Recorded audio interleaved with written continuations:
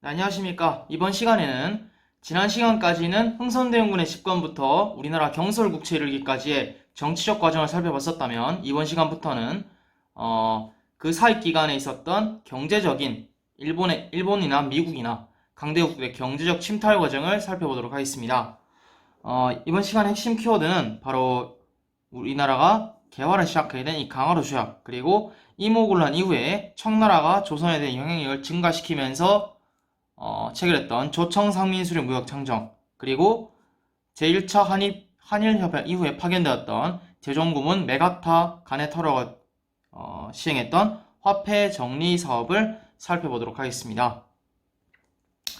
첫 번째, 이모군란 이전에 일본 상인의 경제적 침투를 한번 보겠습니다. 배경은 바로 이 강화도 조약, 그리고 강화도 조약에 이어서 있었던 조일수호조국 부록, 조일무역 규칙, 이런 것들이 일본의 경제적 침략에 선봉적인 역할을 했던 여러 사건들입니다. 강화도 조약을 보시면은 우리가 거의 첫 시간, 둘째 시간에 배웠듯이 치외업권을 인정했습니다. 그래서 일본 상인들이 약탈적 무역 활동을 할지라도 이 조선 정부에서는 전혀 대처할 수 없는 그런 법적인 침탈 구조를 마련했었습니다. 그리고 이 조일 수호조기 부록이라는 것에서는 이 개항장 내에서 일본 화폐가 유통되고 또 사용될 수가 있었습니다. 이제는 조선 화폐보다는 조선의 상평통보나 당백전, 당호전, 이런 화폐보다는 일본의 화폐가 공공연하게 다른 나라에서 쓰이게 되는 사건이 펼쳐집니다. 그리고 이 조일 무역규칙이라는 곳에서는 무관세, 말하자면 일본 상품에 대해서 관세가 없었고요. 그리고 양곡, 쌀이나 보리나 콩이나 옥수수 같은 그런 식량작물의 무제한 유출이 허용이 됩니다. 그래서 일본에서 생산된 산업혁명으로 인해 생산된 많은 공산품들, 말하자면 비누나 옷이나 그런 기계에서 무제한적으로 나오는 물건들이 관세 없이, 말하자면 조선의 산업구조를 지킬 수 있는 최소한의 방파제인 관세가 없이 무차별적으로 들어오게 됩니다. 그래서 우리나라가 침탈을 하기 시작합니다. 이런 세 가지 조약들의 내용을 보면은 모두 다 거류지 무역을 말하고 있습니다. 이 거류지 무역이라는 것은 강한호 조약으로 인해서 개항되었던 세계 항구였던 제물포, 부산, 원산 이런 세계 항구의 근처에서 하는 무역을 거류지 무역이라고 합니다.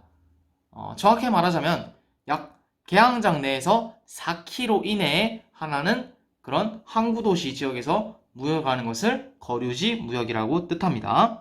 그래서 내륙시장, 말하자면 서울이나 대구나 청송이나 광주나 그다음 뭐랄까요? 경기도 같은 이런 곳은 일본 상인들이 침투할 수가 없었습니다. 그래서 이렇게 조선 내륙에 침투하지 못하는 일본 물자는 조선의 객주나 여관 주인들, 그리고 보부상, 보찜 상인들이 연결해 줌으로써 이런 사람들이 발전하게 됩니다. 그래서 결론적으로 쌀과 면이 교환되는 미면 교환 체제가 형성이 됩니다. 우리나라에서는 쌀이 무제한적으로 유출되고요. 그리고 일본에서 생산된 면이 쌀과 교환되는 그런 모습을 보여줍니다. 이거를 어려운 말로 미면 교환 체제라고 부르고 있습니다. 그 결과적으로 일본과의 무역량이 급증합니다. 그래서 청일전쟁까지도 일본이 우리나라의 무역 차지량의 거의 50%를 상회했습니다. 그리고 우리나라의 곡물이 무제한으로 유출됐기 때문에 조선의 쌀값이 폭등합니다. 그리고 식량이 부족하게 됩니다. 그리고요, 이러한 농촌의 면직물 공업이 타격을 받았습니다. 이러한 이유로 나중에 이모군란 때에 많은 농민들이 가담하게 되는 한 이유가 되기도 합니다. 그리고 이모군란 이후에는 청나라와 일본 상인이 조선의 상권을 두고 본격적으로 배틀을 하기 시작합니다. 그래서 이모군란을 진압한 청나라는 조선과 조청, 상민, 수륙, 무역, 장정이라고 하는 아주 긴 조약을 체결합니다. 그래서 청나라가 일본이 갖지 못했던 조선의 내륙 무역 진출권을 획득을 합니다. 그렇게 해서 청나라가 먼저 일본보다 조선의 내륙으로 상인들이 진출하게 되면서 청나라와 일본이 조선의 상권을 경쟁하기 시작합니다. 언제까지? 바로 청일전쟁까지 경쟁을 합니다. 일본도 가만히 있을 수는 없었습니다. 그래서 조일통상장정이라는 걸 체결해서 원래 강화도 조약에 없었던 관세권을 설정합니다. 그리고 그 대신에 방공령이라는 걸 또 규정하기도 하고요. 조선의 이권이 좀 보호될 수 있는, 그리고 결정적으로 최혜국 대우가 새로이 규정되면서 우리나라는 일본에 대해서도 미국, 러시아, 영국 이런 나라와 같이 여러 좋은 이권이 있으면 자동적으로 일본에도 제공하게 되는 그런 안 좋은 조약을 체결하게 됩니다. 불평등한 조약이죠, 역시. 이렇게 해서 이모군란 이후도 역시 일본은 좀 우세한 위치를 점했으나 청나라는 새로운 무역의 맞수가 등장하기도 합니다.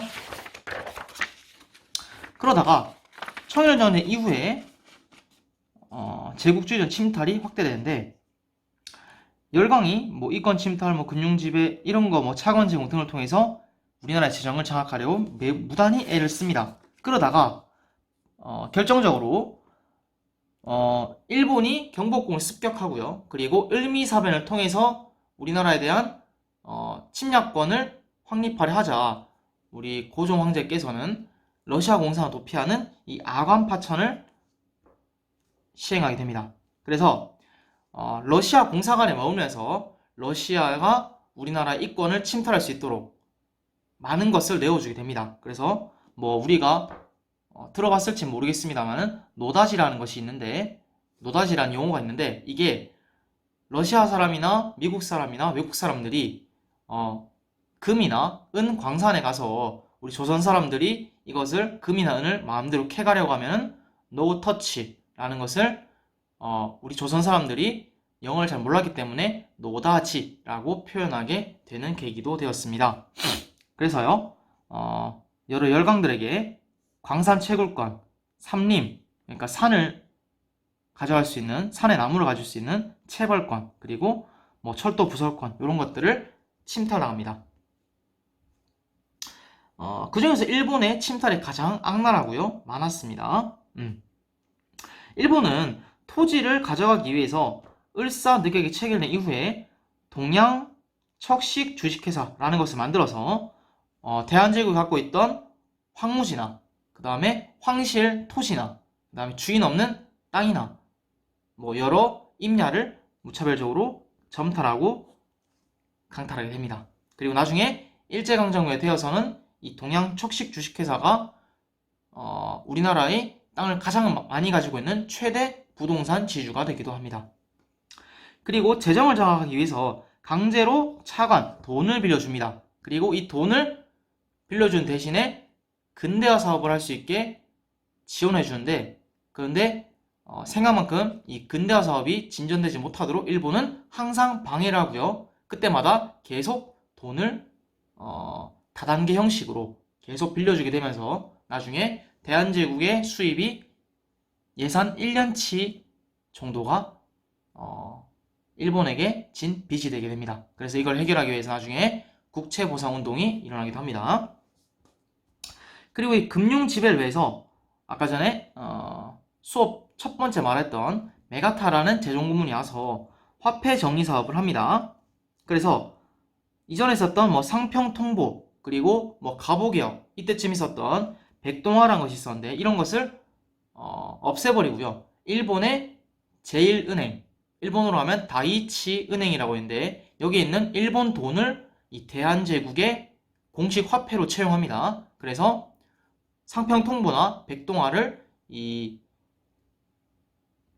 다이치 은행에 있는 그런 지폐로 바꿔주는데 비율이 굉장히 안 좋았고요. 그리고 상평통보나 백동화 같은 것을 품질이 나쁘면은 이 일본 돈으로 바꿔주지 않기도 하면서 이 조선 상인이나 조선에 있는 많은 농민들이 몰락하는 또 하나의 계기가 되기도 했었습니다. 그래서 외국과의 경제 침탈 과정을 정리한다면 보통 갑신정변 이전까지는 약 이렇게 6가지로 축약해 볼 수가 있겠습니다. 여러분들 한번 보시면 되는데, 이 강화도 조약에서는 치해법권 이걸 중점적으로 보시고요. 그리고 수호조약 부록 여기서는 일본 화폐 사용 허용, 그리고 무역규칙에서는 양곡의 무제한 유출, 그리고 무관세가 있고요. 조미수호 통상조약에서는 이전에 봤듯이 최해국되고 있지만은 관세권이 있었다 라는 것. 그 다음에 조청상인 수령 무역장정은 아주 중요합니다. 청상인의 내지 통상권을 허용합니다. 마지막으로 조일 통상장정에서는 관세권을 설정하기도 하고 반공령이 규정하게 됐지만 최혜국 대우가 규정되기도 했었다 라고 보시면 되겠습니다.